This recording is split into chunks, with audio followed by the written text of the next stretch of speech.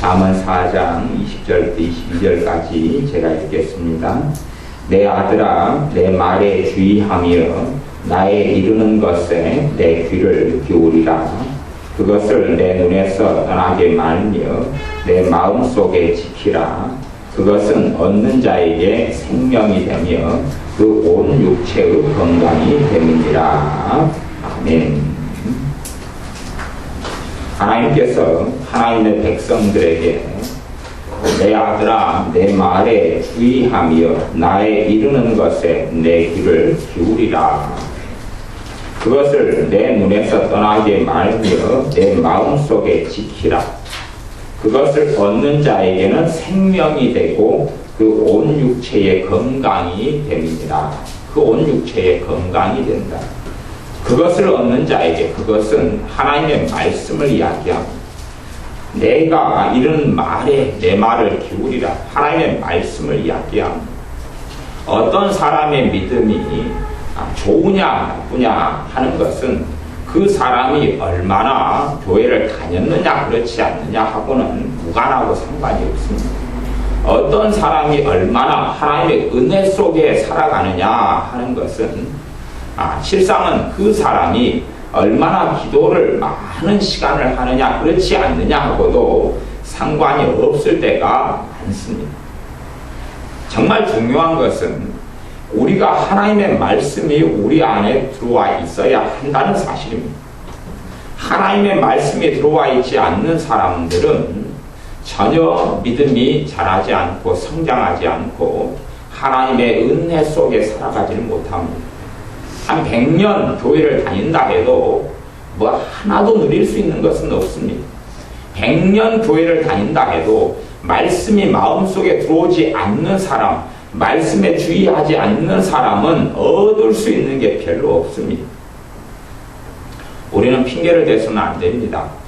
나이가 들어서 글씨를 잘 모르기 때문에, 눈이 시력이 안 좋아서 성경을 못 읽기 때문에 그렇게 핑계를 대서는 안 됩니다. 그건 다 핑계고 부실입니다. 절대 그렇게 해서는 안 됩니다. 옛날에는 이 성경책이라는 것이 없을 시절이 오랫동안 있었습니다. 역사 속에 너무 오랫동안 이 성경책이라는 걸 가지지 못했습니다. 그리고 많은 사람들이 하나님의 말씀을 귀로 듣고 마음속에 담아두고 또한 애워두려고 애를 썼던 수천 년의 역사의 시간들이 있습니다. 우리가 마음을 쓰지 않으면, 신경을 쓰지 않으면 하나님의 말씀은 다 도망가고 빼앗겨버리고 맙니다. 하나님의 말씀을 우리가 마음속에 새겨두지 않으면, 그것에 관심을 가지고 잡아두지 않으면 우리의 삶에는 열매가 없고 결실이 없습니다. 절대 그렇습니다. 사람들은 다 책임을 하나님께 돌리거나 하나님을 탓하거나 예수를 믿는다고 하는 사람들이 문제가 생기면 하나님께 책임 전가하는 어리석고 또 악한 사람들이 많습니다. 그러나 실상은 그 속을 들여다보면 그 사람의 마음과 심령 속에는 하나님의 말씀이 하나도 없습니다. 하나님의 말씀이 하나도 없는 이상한 현상을 발견하게 됩니다. 있어도 단지 기억 속에 몇 자락이 있을 뿐이지 말씀이 마음에 심겨지지 않습니다. 일반 과일나무라 해도 지금이 이제 무화과가 익어가는 이런 때인 것 같아요. 무화과 나무라고 치면 무화과 나무가 자기 집 정원의 뜰에 심어져 있으면, 그래서 무화과 나무가 시절을 쫓아서 이 무화과를 맺습니다. 무화과를 좋아하는 사람이라면 해마다 무화과를 따먹을 수가 있겠지요. 이런 과일나무라도 하나가 잘 심겨지면 해마다 결실하고 따먹습니다. 매실이 익어가는 때입니다. 매실 하나를, 매화나무 하나를 심어놓으면 해거리를 물론 하지만 그러나 풍성하게 해마다 많이 매실을 수확해서 먹을 수가 있습니다. 하나님의 말씀도 하나가 우리의 심령 속에 떨어져서 씨앗인 뿌리가 내리고 그리고 자란다 하면 때마다 날마다 월마다 해마다 결실하고 열매를 얻어 먹을 수가 있습니다. 사람들은 하나님의 말씀을 마음에 두기 싫어합니다.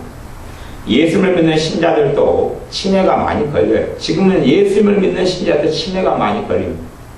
치매가 걸리는 이유는, 신자가 치매가 걸리는 이유는 뻔합니다. 실제 두 가지죠. 하나는 그가 신자라고 하지만 신자가 아닌 사람이 치매가 걸립니다. 예수를 믿는다고 하지만 말뿐이고 이름뿐이고 몸만 예배당에 나간 사람, 치매가 걸립니다. 또 한 종류의 사람은 그 사람이 진짜로 예수를 믿는 사람이었다 할지라도 그 사람의 마음속에 하나님의 말씀이 하나도 들어가 있지 않은 사람은, 말씀이 뿌리내리지 않은 사람은 치매가 걸립니다. 왜 안 걸리겠습니까? 말씀이 능력이고 말씀이 건강이고 말씀이 생명이고 말씀이 힘인데 하나님의 말씀이 마음속에 들어와 있지를 않습니다. 들어와 있지를 않아요. 흘려보내기를 좋아합니다. 우리는 복음성가도 부르고 찬송가도 부릅니다. 복음성과 찬송가는 대부분 다 성경에서 가져온 것입니다. 그래서 복음성과 찬송가를 열심히 성경에서 가지고 오고 성경을 통하여 만들어낸 복음성과 찬송가를 잘 부릅니다. 그 중에서 가락이 좋고 곡이 좋은 곡들이 많이 있어요. 내 마음을, 내 감정을, 심금을 울려주는 곡과 가락들이 있어요. 그런 곡들은 우리가 더 즐겨 부르게 될 수 있습니다. 그러나 우리가 부르는 찬송가와 복음성가 가사를 음미하고 묵상하는 사람들은 거의 없습니다. 다시 이야기하면 흘려보내면서 듣기도 좋아하고 입으로 부르기도 좋아하지만 정말 그 내용이 무엇이었지? 내가 불렀던 그 내용이 무엇이었지? 내가 무엇을 불렀지? 내가 무슨 내용을 지금 흘려보냈지에 대한 아무런 생각이 없습니다. 복음성가를 우리가 얼마 전에도 많이 불렀고 찬송가도 불렀습니다. 정말 그것이 무슨 내용이었지? 우리가 불렀던 내용이 무엇이었지? 분명히 말씀 가지고 성경 가지고 만든 것인데 무엇이었지? 찬양의 유익이 여러 가지가 있지만 그 중에 최고의 것 중에 하나를 제가 꼽는다면 찬송가 가사를 통하여, 찬송가 복음성가 가사를 통하여 말씀을 새기는 데 도움을 주는 것입니다. 말씀이 우리 안에 심겨지는 데 도움을 주는 것입니다. 말씀이 우리 안에 심겨지지 않으면 결실하고 열매 맺지 못합니다. 신자의 삶이 말씀이 있으면 열매 맺고 말씀이 없으면 열매 맺지 못한다는 것을 반드시 기억해야 됩니다. 그게 신자의 삶의 자리입니다. 우리가 우리의 자식이 어려움을 당해서 하루 내내 울면서 통곡하면서 좀 도와달라고 기도한다고 가정합니다. 하나님 좀 도와달라고 하소연하고 애를 씁니다. 자식이 너무나 공공하거나 자식이 병에 걸려 죽어가고 있으니까 살려달라고 그렇게 울부짖어 기도한다고 생각해 보십시오. 그 기도를 하나님이 들어주실 것 같습니까? 아니요, 안 들어주십니다. 대부분의 사람들의 그 기도 안 들어주십니다.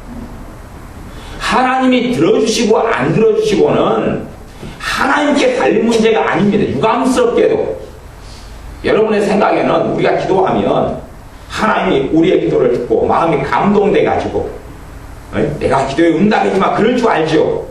아니요, 전혀 그런 일은 없습니다. 여러분이 성경을 정확히 모르는 소치고 모르는 일입니다. 내가 어떤 기도 제목을 가지고 기도하면 하나님이 언제 들어주시느냐, 응답은 하나님께 달린 것 같지만 우리가 기도하는 기도의 내용의 응답은 우리에게 달려있지 하나님께 달려있지 않습니다. 우리에게 달려있지 하나님께 달려있지 않습니다. 그 신기한 이야기 같지요. 2000년 전에 우리 주 예수님께서 이 땅에 오셔서 십자가에 죽으시고 부활하시면서 우리가 누리고 얻을 것에 대한 모든 대가를 치르셨습니다. 그 안에는 우리의 기도의 응답도 포함되어 있고 우리 병의 치유도 포함되어 있고 우리의 삶에서 누리는 것들이 포함되어 있습니다. 무슨 말이냐 그러면 주님께서 하실 일은 다 했다 그 말입니다. 하나님 아버지께서 하실 일은 다 됐다 그런 말입니다. 누구의 문제와 누구의 것만 남아있냐 그러면 우리 것만 남아있습니다. 우리가 할 일만 남아있습니다. 우리가 해야 될 대가, 우리가 해야 될 책임만 남아있는데 그 중에 첫 번째 것은 믿음이라는 것입니다. 우리가 하나님을 설득해서 하룻밤 내내 하나님 아이고 어쩌면 좋아요. 아이고 어쩌면 좋아요.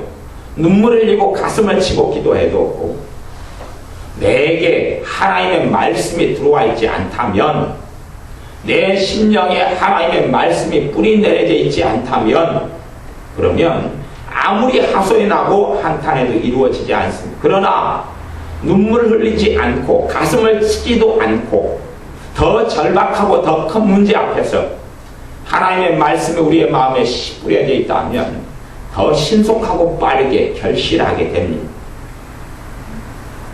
하나님의 말씀이 마음에 심겨지는 것은 단순히 심겨졌다 심겨지지 않았다 OX 문제가 절대 되지 않습니다. 그렇게는 안 됩니다. 한 번 듣고요, 우리가 귀담아 듣고 마음속에 그것을 새겨두지 않으면 그런 일은 없습니다. 마음속에 새겨지지 않으면, 마음속에 새겨두고 마음에 두지 않으면 그걸 염두에 둔다 그러기도 하죠. 마음을 써서, 신경을 써서, 애를 써서 말씀을 우리 마음속에 붙들어 매두지 않으면 우리의 믿음은 자라지 않습니다. 우리의 믿음은 자라지 않습니다.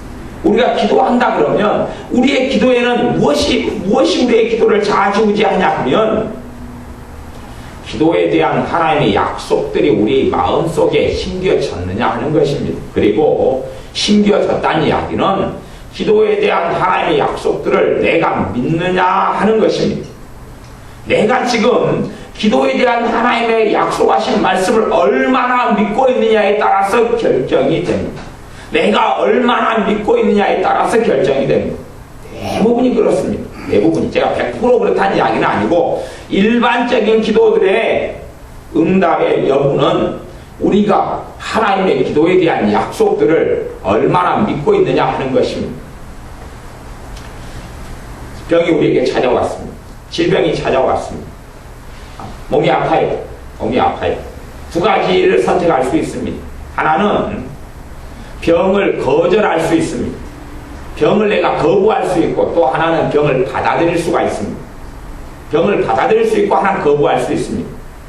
거부하는 방법은 요한 1서의 말씀을 이야기한다면 너희 속에 계신 이가 세상에 있는 이보다 크십니다. 우리 안에는 예수님께서 우리의 믿음을 통하여 우리 안에 찾아와 계십니다. 우리 안에 전능하신 하나님의 아들 되신 그분이, 전능하신 하나님이신 그분이 우리 안에 찾아와 계십니다. 그래서 병이 우리를 공격하고 칩니다. 질병이 우리를 찾아옵니다. 그럴 때에 병아, 너는 내 것이 아니다. 내 안에 세상보다, 사탄보다, 마귀보다, 병보다 크신 이가 내 안에 계시다. 그리고 거절하고 인정하지 않고 시인하지 않고 부정하면 병이 찾아오다가 사라져버립니다. 그러나 증상을 따라서 몸이 안 좋아요. 허리가 안 좋아집니다. 아이고 허리가 아프구나. 아이고 허리가 아프네. 이제 걱정하고 염려합니다. 허리가 아프네. 어느 병원이 허리를 잘 치료하지? 어느 병원이 허리를 잘 고치지? 허리가 아픈데 어쩌면 좋은가? 그런 사람은 그 사람의 몸을 지키는 주님, 질병에서 그 사람을 치료하는 주님, 지키는 주님을 체험할 수 없습니다. 그냥 아프다가 사셔야 돼. 아프다가 그냥 허리 때문에 병원에 찾아서 가시고, 그리고 이렇게 아프면 또 고민하고, 너무 아프면 또 하나님을 도와달라고 기도하다가 안 고쳐지면 수술하고, 그렇게 사는 것입니다.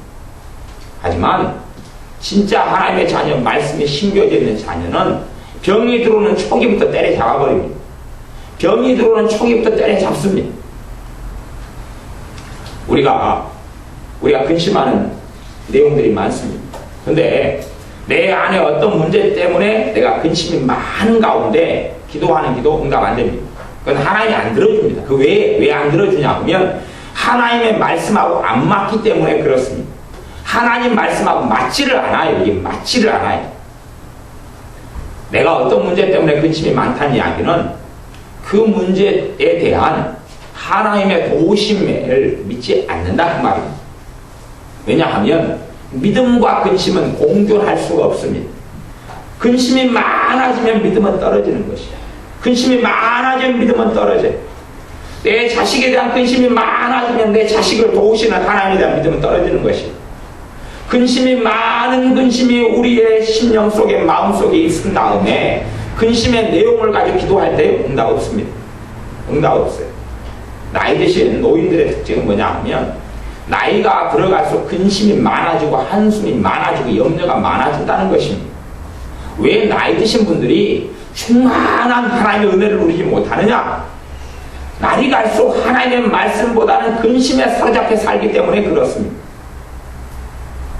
근심과 싸우지 않으면, 싸우는 방법은 하나님의 말씀을 받아들이는 것입니다. 하나님의 말씀을 받아들이고 붙잡는 것입니다. 성경에는 이 66권 성경에 어마어마한 하나님의 약속이 있습니다. 기도에 대한 약속만 해도 헤아릴 수 없이 많습니다. 그 중에서 하나라도 내가 붙잡아야 되지. 너희가 염려하지 말라. 하나님을 믿으니 또 나를 믿으라. 너희 염려를 주께 맡겨버리라. 그럼 그 말씀을 붙잡고 왜 맡기라 하느냐? 보시는 주님이시기 때문에. 염려를 맡기라 하는구나. 부당하게 내 염려를 내려놓고 맡기는 기도를 해야 됩니다. 내 염려를 맡겨드립니다. 내 염려와 근심을 맡겨드립니다. 맡길 수 있는 이유는 믿기 때문에. 믿을 수 있으면 맡길 수 있습니다. 믿을 수 있으면 맡길 수 있습니다. 어린 자녀가 있다면 어린 자녀를 유치원에 보내거나 어린이집에 보내겠죠. 어린이집과 유치원을 보낼 때 되면 부모는 그래도 세심하게 살펴봅니다. 이 어린이집이 믿을 만한 집인가? 이 어린이집이 믿을 만한 집인가 살펴보죠. 그리고 믿을 만한 집이라고 이제 인정이 되면 자식을 믿기 때문에 보내죠. 믿기 때문에 어린이집에 보냅니다. 우리가 하나님께 우리의 문제를 맡기려면 하나님은 과연 믿으실 만한 분인가 하는 믿음이 있어야 됩니다. 하나님은 과연 믿을 만한 분인가? 그러면 염려를 맡겨드릴 때에 맡기시는 염려와 문제 가운데 일하시는 하나님 아버지의 사랑과 은혜를 체험하고 누리게 됩니다. 어떤 문제에 대한 하나님의 도우심을 받으려면 우리 안에 그 문제에 대한 염려와 근심과 탄식과 원망부터 해결해야 됩니다. 그게 선결 과제입니다. 그것을 없애지 않고는 하나님의 살아계심과 하나님의 역사를 보지를 못하는 것입니다. 왜요? 그 문제에 대한 염려와 근심과 한탄이 많다 그런 이야기는 그 문제에 대해서 하나님 못 믿는다 그 말입니다. 하나님에 대해서 불신하고 있다 그 말입니다. 불신함, 안 믿고 있다 그 말입니다. 안 믿고 있다.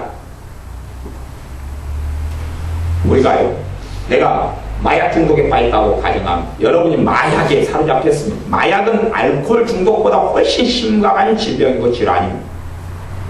마약에 사로잡혔으면 원하는 대로 살기보다는 사로잡혀 살아갑니다. 마약을 조금만 하면 후유증이 너무나 심하고 급하겠죠.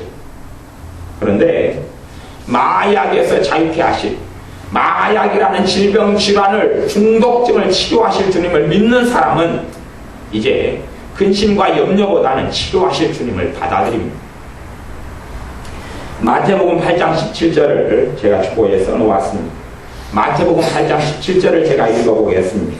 이는 선지자 이사야로 하신 말씀에 우리 연약한 것을 친히 담당하시고 병을 짊어지셨도다 함을 이루려 하심이니라. 우리 연약한 것을 주님께서 이 땅에 오셔서 병을 고치고 치료하시는 사역을 하신 것은 말씀을 이루려 하십니다. 그때 이후로 이루어져 가는 말씀.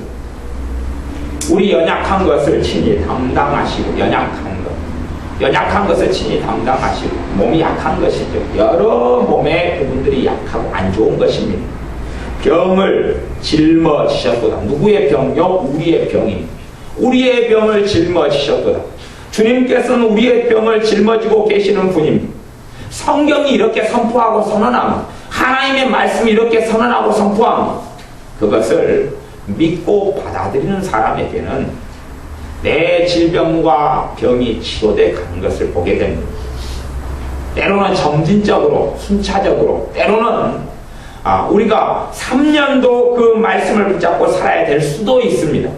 심지어 3년 동안 이 말씀을 믿고 있다가 3년이 지난 다음에 치료되는 경우도 있습니다. 아주 드물지만 일반적으로는 하나님의 말씀을 내가 붙잡고 있으면 내 몸이 치료되어 가기 시작합니다.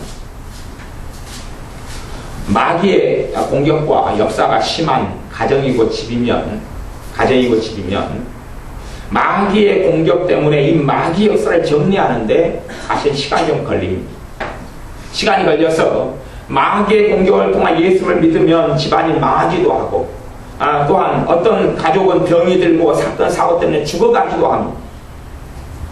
그리고 삶에 허덕이고 돈에 허덕이고 질병에 허덕이고 가정 불화와 갖가지 아픔과 고통에 허덕이는 경우가 많습니다. 사실은 본질적인 이유가 있습니다. 본질적인 이유. 다른 집안보다 우상 숭배가 많고 마귀 귀신을 많이 섞여왔으면 귀신의 공격이 많고 집안에 귀신이 떠돌아다니는 것을 알 수밖에 없습니다. 물론 그 귀신은 사람이 죽은 귀신이 당연히 아니지요. 하나님께 반역한 천사들의 무리고 악한 영들입니다. 그러면 왜 그 사단의 공격을 쉽게 막지 못하느냐? 그것은 그 사람에게 하나님의 보호하신다는 말씀을 믿는 믿음이 없기 때문에 그렇습니다. 예수를 믿었는데 말씀이 들어와 있질 않아요. 그러니 마귀가 한번 공격하면 그 공격을 고스란히 받아들이는 것입니다. 공격하면 침몰 당하고 마는 것입니다. 공격하면 받아들여요. 두통이 찾아오면 우리가 10년간 두통을 알았다고 생각해 보십시오. 10년간 두통을 알았어요. 찾아오면 또 시작되는구나. 또 머리가 깨질 것 같이 아픈 두통이 시작되는구나. 그러면서 아스피린 먹을 수도 있고 아니면 잠을 잘 수도 있고 이 두통을 완화시켜 보려고 별일을 다 할 수가 있습니다. 하지만 신자가 자기의 병을 짊어지신 주님을 믿는 믿음으로 말씀 속에 서면서는 두통과 싸웁니다. 믿음으로 싸웁니다. 두통아, 너는 내 것이 아니다. 두통아, 너는 나를 사로잡을 수 없다. 두통아, 너는 내 머리를 사로잡을 수 없다. 왜냐하면 주님께서 두통이라는 병을 짊어져 주셨기 때문이다 라고 선포하고 대항하고 싸웁니다. 왜요? 말씀이 안에가 있기 때문에 대항하고 싸우는 것 아닙니까? 여러분이 개를 키운다고 가정합니다. 개집에 개를 키웁니다. 개가 개집에 있습니다. 있는데 새로운 개를 데리고 와서 그 개집에 딱 집어넣습니다. 개들이 싸웁니까? 안 싸웁니까? 싸우지요. 그 앞에가 개집의 주인이 있지 않습니까? 내 집인데 왜 집어넣어? 니 왜 들어와? 내 집인데 으르렁대고 싸웁니다. 제가 엊그제 해양공원을 걸어왔더니 주인이 개를 하나를 끌고 가고 있었어요. 끌고 가다가 두 사람이 걸어가고 있었는데 건너편에 보니까 이쁜 개가 하나가 있었어요. 애완견이. 그래서 그 개를 맡겨두고 이쁜 애완견한테 가서 개가 이쁘다고 쓰다듬고 있었어요. 그러니 본래 맡겨뒀던 자기 개가 으르렁거리고 난리를 피웠습니다. 그러다가 그 개하고 막 달라서 싸웠습니다. 왜냐하면 자기를 쓰다듬어줘야 될 주인이 다른 개를 쓰다듬어주니까 시기와 질투가 나서 못 견뎠던 것이에요. 그 본성적인 혼적인 것이죠. 그래서 으르렁거리고 달려들었습니다. 비유가 별로 안 좋은 비유일 수 있습니다만 하나님의 말씀이 내 안에 들어와 있으면 그러죠? 말씀과 어그러진 것이 있으면 싸울 수밖에 없는 게 당연한 것 아닙니까? 말씀이 안 들어와 있으면 그 문제와 질병과 아픔이 다 들어옵니다. 그냥 들어와요. 여과 없이 들어옵니다. 그 책임은 우리 스스로에게 있는 것이지 하나님께 있는 것이 아닙니다. 질병이 우리 깊이 들어와 버리면 이제는 우리는 싸울 수밖에 없습니다.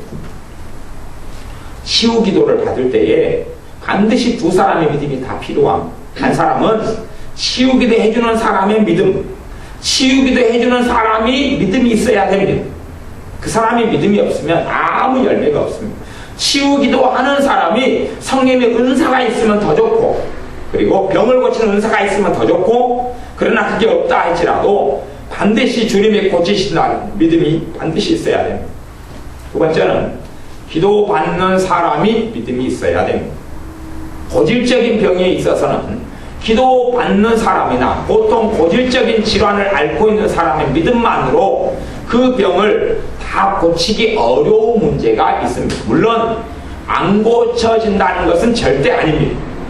그 사람이 말씀을 붙잡고 싸우면 어떠한 질병, 어떠한 질환이라도 다 치료가 됩니다. 그렇기 때문에 우리의 삶 속에 하나님의 말씀을 붙잡아야 됩니다.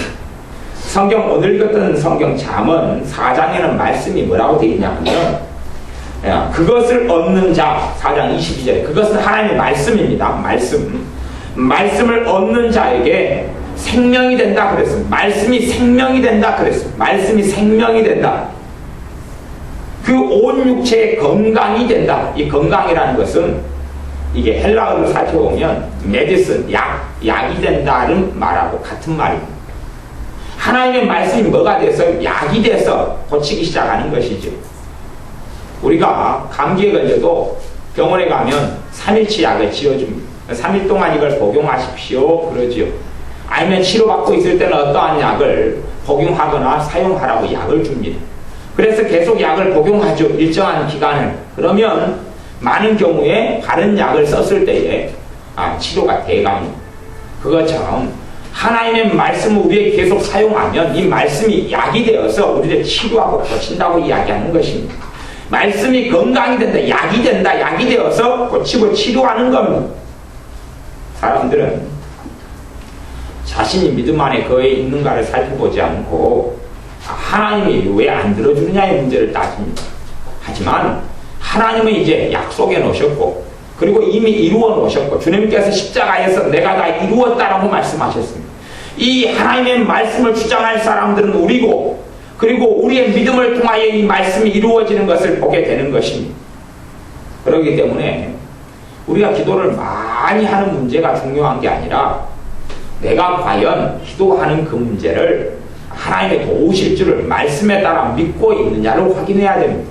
내가 믿고 있느냐를 확인하고 믿음을 증가하고 믿음을 자라게 만들어야 됩니다. 이 하나님의 말씀, 이 방금 읽었던 말씀, 하나님의 말씀이 생명이 된다. 그 온 육체의 건강이 된다. 그랬는데 그 비결 중에 하나는 21절에가 나옵니다. 어떻게 해야지 말씀이 생명이 되고 건강이 되느냐 하면 그것을 내 눈에서 떠나게 말며 눈에서 어떻게 하라고요? 떠나게 하지 말라 그랬죠. 떠나게 하지 말라 그랬죠. 그러면 그 말씀을 하루 종일 들다보고 있는 것을 이야기하는 것입니다. 기본적으로 지금 가장 문자적인 해석을 하자면 내가 그 말씀을 눈에서 안 떠나게 하는 것이지요. 계속 그 말씀을 붙잡고 있는 것입니다. 요먼스 박사라는 사람이 있었습니다.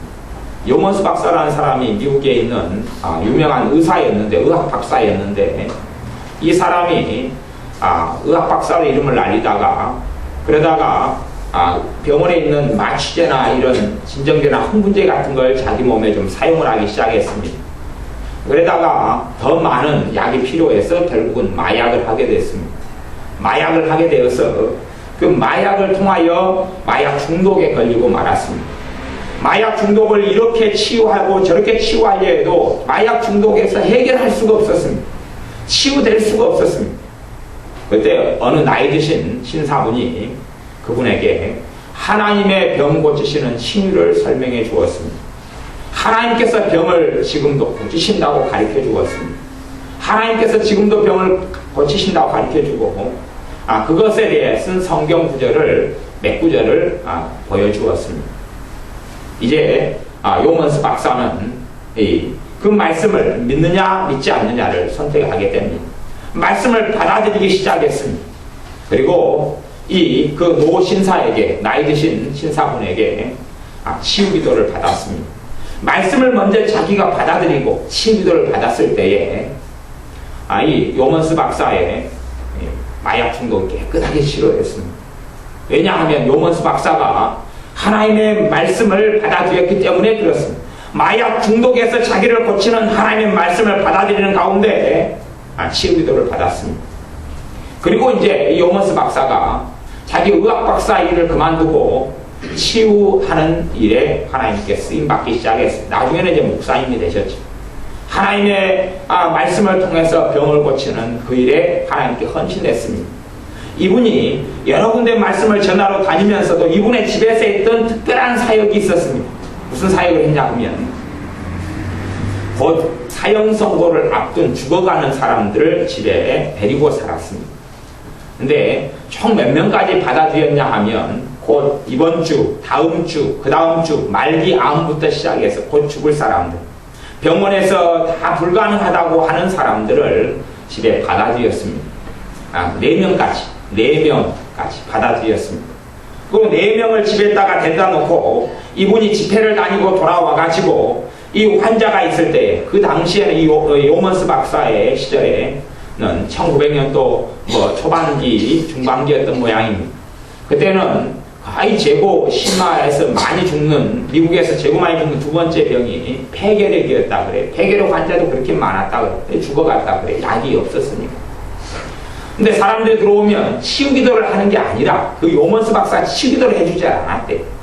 치유기도가 아니라 이 요먼스 박사는 성경 66권에서 하나님의 병을 고치는 말씀들을 다 밑줄을 그어놨다. 전부 다 밑줄을 그어놨어. 사람이 오면 말씀을 읽어줬대. 1시간, 2시간. 무슨 말씀요? 떠들려 봐가지고 하나님의 병을 고치시는 부분에 대한 말씀들을 계속 읽어주었대.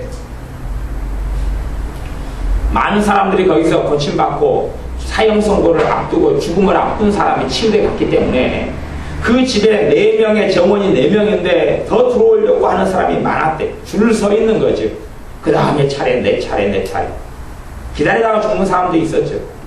살아있는 사람만 받은 거죠. 죽은 사람은 못 받으니까. 그래서 하나님의 말씀을, 그 말씀을 읽어주었대. 귀에 읽어주었어. 그러면 말기 암, 또 말기 폐결핵으로 죽어가는 사람들은 이게 내게 무슨 소용이 있느냐? 이 성경을 읽어준다고 내게 무슨 소용이 있느냐? 그랬대. 지금 치료에 대한 말씀을 집중적으로 읽어준 거예요. 그때 이분이 그 말씀을 계속 하나님께서 나를 치료하신다고 고치신다는 말씀을 하루에 10,000번이라도 하라고. 10,000번이라도. 이해되지 않고 알지 못해도 고백하고 시인하고 10,000번이라도 하라고. 하루가 지나고 아무 차도가 없어. 어떤 폐결핵 환자에 대한 이야기입니다. 이제 하루가 지나도 이게 무슨 일이냐? 도대체 무슨 일을 하고 있냐? 당신이 하는 일이 도대체 뭐냐? 이래가지고 내가 고쳐진단 말이냐? 살려면 그렇게 해라. 살려면, 그래서 어떨 때는 1시간을 치료의 말씀을 읽어주고, 어떨 때는 2시간을 병을 고치는 말씀을 읽어주었대. 그렇게 해서 말씀을 읽어주었대. 그리고 한 번씩 이제 그분이 집회 갔다 온 다음에 묻는 거예요. 내가 시키는 대로 하고 있냐? 이 말씀을 눈에서 떠나지 않게 하라. 지키고 있냐? 지키고 있냐? 내가 지키고 있다고 이야기하더래. 얼마 정도 하고 있냐? 너무 몸이 아파서 내가 20분도 채 자지 못했고 눈 뜨고 있는 동안엔 전부 다 그 말씀을 내가 고백하고 입으로 시인하고 인정하고 있었다. 3일째 되는 날에 갑자기 비명소리가 들리는 거예요. 무슨 소리가 났나 해 갔더니 말끔하게 치료가 돼 있는 것이. 자기 몸이 치유될지를 박사님 아셨지요? 당연히 알았으니까 3일 내내 그 이야기 했지 않냐고. 이 요먼스 박사가 했던 일은 뭐냐 그러면 그 사람에게 말씀을 그 부분에 읽어주는 거예요. 읽어주고 그 말씀을 그 사람에게 받아들이도록 심어지도록 했던 것 말고는 없었어요. 치유되면 새로운 사람이 들어오고, 물론 거기에서 죽어가는 사람도 많이 있었고 살아나는 사람도 많이 있었어요. 차이는 그들이 얼마나 죄가 많냐 적냐의 문제가 아니라 그냥 아무 생각 없이 시키는 대로 하라고 하니까 했던 사람하고, 하다가 내가 성심성의껏 마음을 써서 말씀을 받아들이려고 하는 사람하고, 극명하게 한 사람은 생명으로 한 사람은 죽음으로, 한 사람은 생명으로 한 사람은 죽음으로 갔다는 사실입니다. 한 종류의 사람은 죽었고 한 종류의 사람은 살았다는 이야기입니다. 그 특이한 이야기. 치유사역자가 아니라 치유사역을 했음에도 불구하고 말씀으로 치유했던 사람이 요먼스 박사였습니다. 읽어주고 그 사람들이 그 말씀을 받아들이게 하는 것이고, 우리는 하나님 말씀에 내가 해당되는 부분을, 말씀을 우리가 밑줄 긋고 우리 마음속에 새겨야 됩니다. 내 눈에서 말씀을 떠나지 않게 해야 됩니다. 그 말씀이 우리의 심령과 마음에 새겨지게 해야 됩니다.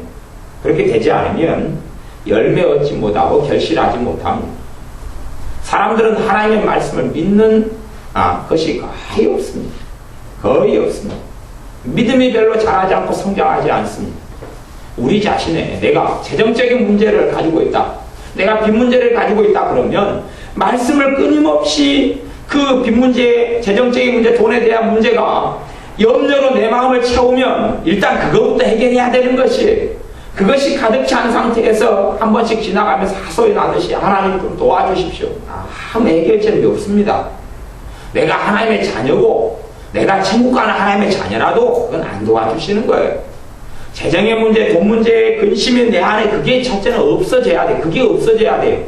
없어지는 방법은 그 부분의 말씀이 내게 들어오는 수밖에 없다니까요. 그 말씀이 내게 들어오지고 신겨져야 되는 것입니다. 그건 누가 대신해 줄 수 있는 일이 아닙니다. 누가 아무도 대신 안 해줍니다. 나이가 드신 분들은 세상에 소망이 없습니다. 소망이 없는 것을 말씀에도 사용해가지고 건성으로 듣습니다. 건성으로 흘려보냅니다. 진정성도 없고 마음을 다함도 없고 마음을 모아서 하지도 않고 간절하지도 않고 건성으로 흘려보냅니다. 건성으로 흘려보냅니다. 그리고 정말 좋은 세월을 다 보냅니다. 건성으로 흘려보냅니다. 시간이 흘러도 건성으로 흘려보냅니다. 내가 주일 낮에 무슨 말씀을 들었지 마음에 새겨보지도 않습니다. 대단히 성경을 제가 우리 교회에서 여러분이 나이 드셨어도 성경을 처음부터 끝까지 한 번을 다 읽으십시오. 내가 그런 적이 한 번도 없잖아요. 그렇게 제가 강조한 적이 없잖아요. 성경을 한 번을 다 읽어야 천국 갑니다. 그 말도 안 되는 거짓말을 제가 한 적도 없단 말이죠. 근데 말씀을 새겨두질 않아요. 말씀을 마음에 새겨두지 않아요. 목회자들이 많이 있어도 그래도 제가 많은 목회자 가운데 나름대로요 말씀 중심으로 설교하는 사람에 속합니다. 다른 군더더기 다른 이야기 안 하고 말씀을 설명하고 말씀을 해석하고 말씀에 집중하는 사람이 그 사람이 접니다. 근데 내가 낮에 들었던 말씀이 무엇이지 새겨보질 않아요. 그래서 주님께서 하신 말씀도 너희가 무엇을 듣는가 삼가 주의하라. 너희가 그것을 떠나려 보내지 않도록 염려해라. 오히려 진짜 염려해야 될 것은 너희가 들은 것이 떠나려 가지 않도록 그것을 염려해야지. 엉뚱한 이상한 세상 염려는 너희를 죽이는 것이다.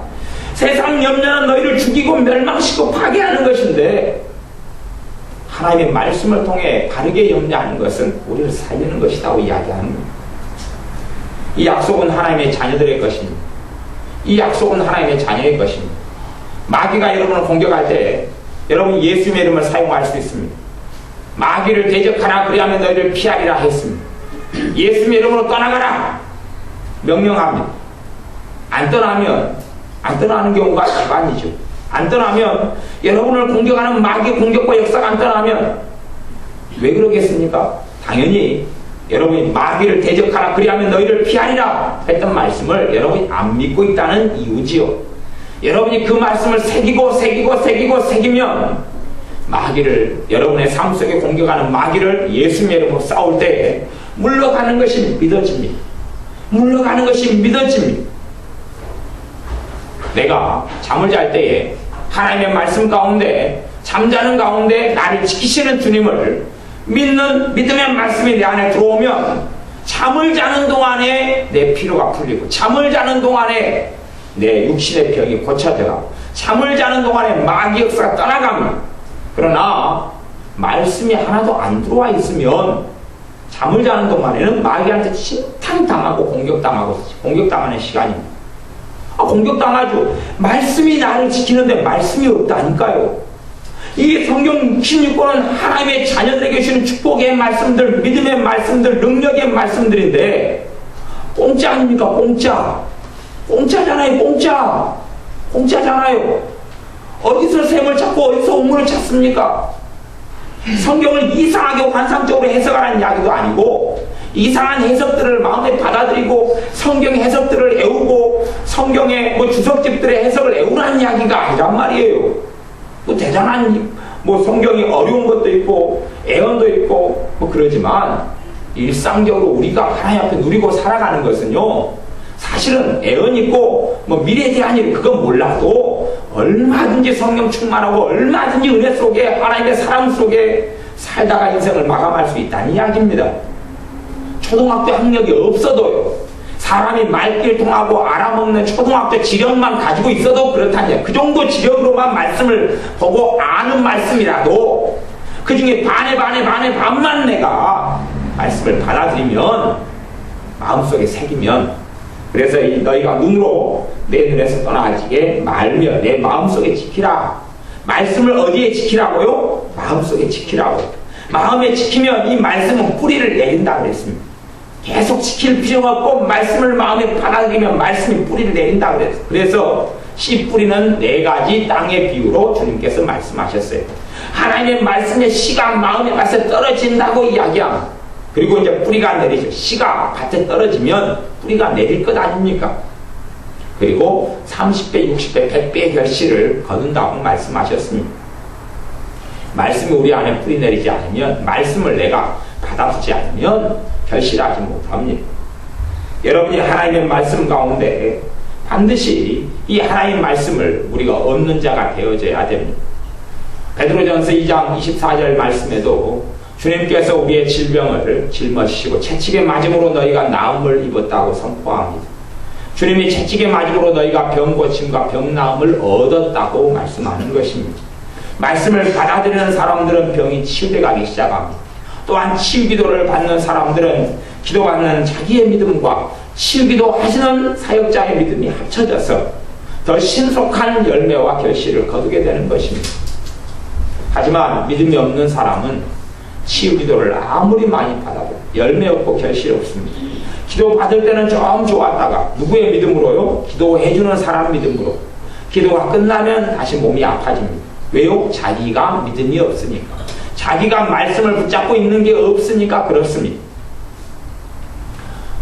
존경하는 어떤 치유사역자의 말을 인용하자면 하나님 앞에는 감기나 말기암이나 같다 그러지. 하나님 앞에는 감기나 말기암이나 같다 그럽니다. 그런데 믿음, 하나님의 말씀을 믿는 믿음이 감기는 고치고 말기암은 어렵다고 생각하면 어려운 것입니다. 왜요? 믿음이 그거밖에 안 되니까. 하지만 하나님의 기적과 이적을 행하십니다. 없는 것도 만들어내시는 분이 하나님이십니다. 산을 명하여 저리 옮기라라고 말하면 너희가 말하는 것이 마음에 이루어질 줄 믿으면 그대로 되리라. 저는 그래서 그 말씀의 구절을, 마가복음의 그 말씀의 구절을 옛날에는 여러 가지로 몇 가지로 해석을 했습니다. 해석을 했어요. 아니 산으로 옮겨서 뭐라고 한대? 산으로 옮길 필요가 뭐가 있을까? 또 그것을 또 마음에 믿으면 옮겨진다니. 그런데 그것이 점점 진리와 진정성을 가진 말씀으로 다가와지기 시작합니다. 여러분이 하나님의 말씀을 마음에 자꾸만 심어야 됩니다. 심어야 됩니다. 여러분의 삶의 필요에 해당되는 말씀을 찾아내서 그 말씀을 마음속에 지키고 눈에서 떠나지 않게 해야 됩니다. 내가 알코올 중독이 있으면 내 몸을 치료하는 말씀을 붙잡고 그 중독과 싸워야죠. 무엇으로요? 무기는 말씀입니다. 성령의 검은 것 하나님의 말씀을 가지라. 성령의 검 하나님의 말씀이 무기가 아닙니까? 무기 아닙니까? 하나님의 말씀, 믿음의 방패를 가지라. 말씀이 믿음 아닙니까? 너희는 하나님의 전신갑주를 취하라 그랬습니다. 전신갑주가 다 뭔지 압니까?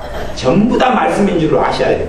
전신갑주는 다 말씀입니다. 구원의 투구가 뭡니까? 구원이 어디에서 옵니까? 말씀에서 오지요. 구원이 말씀에서 옵니다. 구원의 말씀을 믿는 믿음으로 구원의 투구를 쓰는 것입니다. 하나님이 나를 지키신다는 믿음의 방패를 들 때, 믿음의 말씀을 받아들일 때에 사단의 모든 화정과 불화살 공격을 맞게 되는 것입니다. 진리가 허리띠를 때, 진리가 뭡니까? 말씀 아닙니까? 말씀. 하나님의 성령의 그 말씀을 가지라. 너희가 무시로 깨어 기도하라. 아니, 기도가 그냥 한다고 됩니까? 기도 응답하시는 하나님의 말씀이 우리 안에 있어야지 되는 것이 기도입니다. 그러므로 여러분이 하나님의 전신갑주는 하나님의 말씀인 줄 아셔야 됩니다. 그것을 내가 붙잡고 있지 않으면 바람이 부는 대로 움직이는 아래 폭풍조처럼 아니면 갈대처럼 이리 흔들리고 저리 흔들릴 수밖에 없습니다. 그러나 말씀을 붙잡고 있으면 어떠한 환경에서도 흔들리지 않는 하나님의 평안이 오게 됩니다. 내가 말씀을 붙잡으면 평안이 오고 내게 말씀이 없으면 환경과 일에 따라 불안과 낭만과 절망이 오는 것입니다. 절망이 와요. 우리의 능력의 근원은 사람이 아닙니다. 어떤 목회자가 신명하다 그 사람을 의지하는 게 아니에요. 우리는 주님을 의지하는데 그냥 주님을 의지하는 게 아닙니다. 무엇을 가지고요? 말씀을 가지고 주님을 의지하는 것입니다. 하나님의 말씀 진리를 가지고 주님을 의지하는 것이지 막연하게 상상하고 막연하게 꿈꾸는 우리 주 예수님을 의지하는 게 아닙니다. 진리 대신 말씀에 근거한 주님을 의지하는 것입니다. 약속의 말씀을 누리는 사람은 하나님의 자녀고, 약속의 말씀이 없는 사람들, 말씀을 누리지 못하는 사람들은 자녀일지 몰라도 자녀로서 살지 못합니다. 여러분의 부모가 부자라고 가정합니다. 여러분 부모는 아주 그냥 억만장자, 백만장자를 넘어서 억만장자입니다. 그런데 여러분은 거지로 살 수 있습니다. 왜냐하면 아버지의 유산과 아버지가 주는 것들을 받아 누리지 않으면 거지로 살아갑니다. 그것처럼 하나님은 창조주고 전능하신 분이고 살아계신 분이고 예수님의 피를 통하여 십자가를 통하여 여러분의 아버지가 되신 분입니다. 모든 만유를 소유하고 계시는 전능하신 하나님이십니다. 그러나 우리는 거지로 살 수도 있습니다. 우리는 과처럼 살 수도 있습니다. 하나님께서 나를 버리지 않고 붙잡고 계신다는 말씀을 믿는 사람은 허전함과 쓸쓸함과 외로움이 사라져갑니다. 하나님이 나와 함께 한다는 말씀을 붙잡고 있는 사람은 외로움이 사라지고 허전함이 쓸쓸함이 사라져갑니다. 그러나 하나님이 나와 함께 하신다는 말씀을 붙잡고 있지 않는 사람은 허전하고 외롭고 쓸쓸해져 가기 시작합니다. 우리는 말씀을 반만 믿다가 반은 안 믿는 사람들, 아니면 말씀이 이만한 것이라면 한 입만 베어 먹고 한 입으로 만족하는 사람도 있고 다 먹는 사람도 있을 것입니다. 빈부귀천, 얼마나 배우냐 못 배우냐, 남녀노소, 남자냐 여자냐, 젊었느냐 나이가 드셨느냐 하고 상관없습니다. 말씀을 믿느냐 하는 것입니다.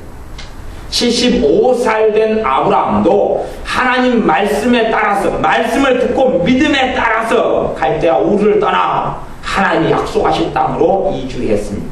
무엇을 따라요? 하나님의 말씀을 따라 75살 된 아브라함이 그렇습니다. 하나님의 말씀의 약속을 100살 된 아브라함이 마음속에 받아들이고 믿었습니다. 90살 된 사라가 아이가 없었는데 90살 된 사라 할머니가 아이를 준다는 하나님의 약속의 말씀을 마음에 믿었습니다. 그리고 아이를 낳았습니다. 90살에 아이를 낳았습니다. 그게 말씀의 능력이고 권능입니다. 아브라함은 자신의 자식이 죽어도 다시 살려줄 하나님을 믿었습니다.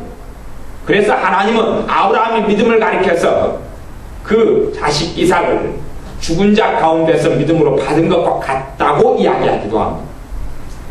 우리가 하나님의 말씀을 믿는 믿음 속에 거해야 됩니다. 하나님의 말씀을 내 눈에서, 우리의 눈에서 떠나지 말게 하고 우리의 마음속에 지켜야 됩니다. 말씀을 빼앗기지 않는 사람은 말씀을 통해 우리의 심성이 변하고 삶이 변하는 것을 보게 됩니다. 말씀을 빼앗기지 않는 사람은 말씀을 가지고 기도로 하나님께 나아갈 때에 예수님께서 왜 그 놀라운 대가를 치르셨는지, 왜 우리 주 예수님을 통하여 하나님이 우리 아버지 되시는 줄을 증거하고 증언하며 자랑할 수 있게 된 기도하겠습니다. 아버지 하나님, 우리가 하나님의 말씀을 한 귀로 듣고 흘려버리는 어리석은 자녀들이 되지 않게 하여 주옵소서. 특이하고 대단하고 놀라운 것을 찾아 헤매는 자녀들이 아니라 하나님의 말씀을 거하고 진리의 말씀을 우리의 눈에서 떠나지 말게 하고 마음속의 말씀을 받아들이고 마음에서 뺏기지 않도록 지키어서 말씀을 통하여 건강이, 말씀을 통하여 생명이 나타나는 삶을 살게 하옵소서. 말씀을 통하여 우리의 재정 문제가 해결되어져 가고 말씀을 통하여 우리의 질병이 고쳐가는 말씀의 권능을 누리며 살게 하옵소서. 예수님의 이름으로 기도하옵나이다. 아멘.